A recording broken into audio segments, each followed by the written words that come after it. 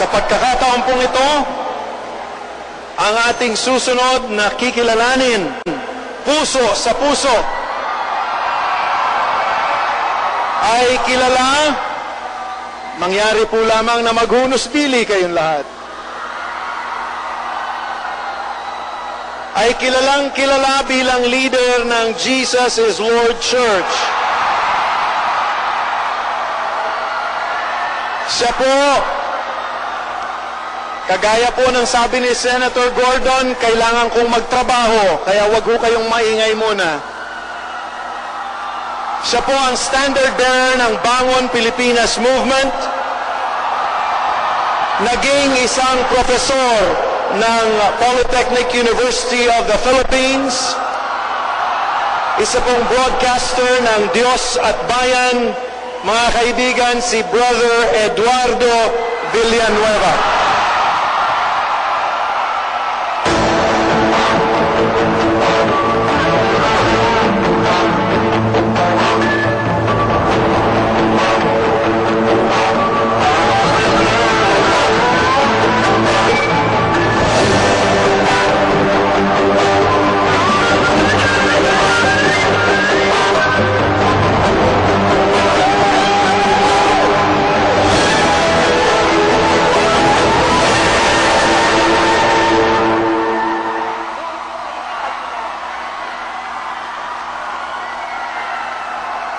Magandang gabi po, Brother Eddie. Dito po tayo sa taas. Samahan niyo po ako dito.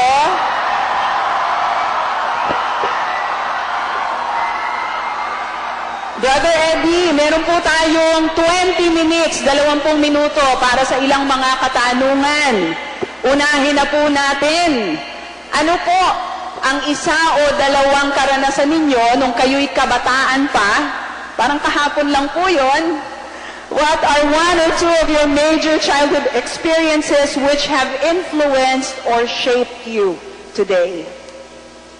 Number one, yung aking kapatid na Jesus ang pangalan, 16 years old,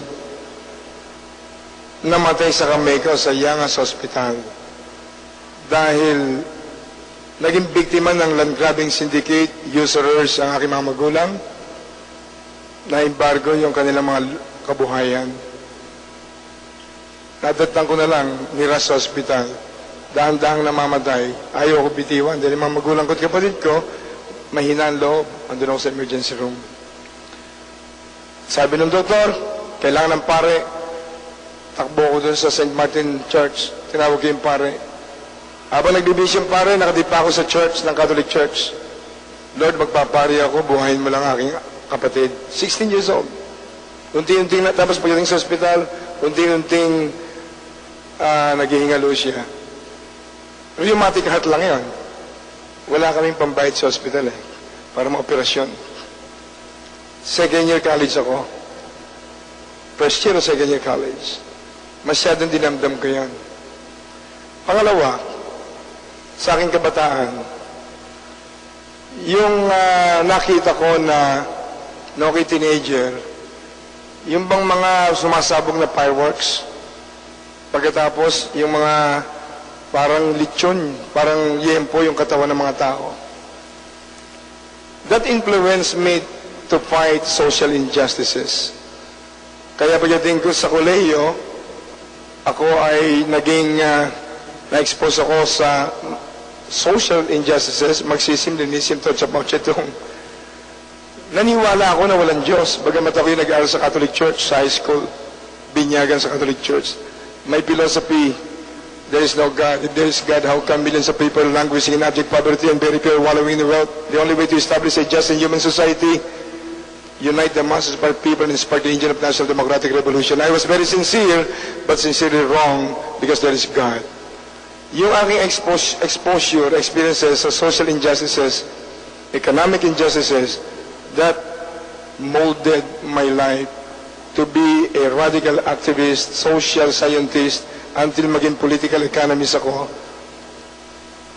hanggang sa naniwala na aresto ako ni Jesus. Yun, I thought I was right. I was very sincere in teaching National Democratic Revolution as the only way to establish a just and human society, yung pala mali ako. I was sincerely wrong because there is God. Brother Eddie, 16 minutes. Ano po ang maiko-consider ninyo na pinakamatinding pagsubok at pinakamasakit na karanasang pinagdaanan ninyo bukod po dun sa pagkamatay ng inyong kapatid? Pinakamasakit na pinagdaanan. Ang pinakamasakit sa akin yung pinalalayas kami rin sa lupa't bahay namin ng mga usurero Yung mga magulang ko kasi, nung ako'y bata, may kotse kami. Ipalaisdaan yung mga magulang ko sa Infanta Quezon. Merong studio sa Avenida Rizal. Nung ako'y high school na-embargo na lahat. Matanda sa una yung mga kapatid ko Yung aking mga magulang Hindi marunong ng buhay na kalokohan Tukad na story short, pinalalayas kami. Panahon ni Rex Humbard. Nagpadala ako ng prayer request kay Rex Humbard. Panginoon, tulungan mong maligtas tong lupa't bahay namin na ito. Kinumbisi ko ang aking mga magulang at kapatid.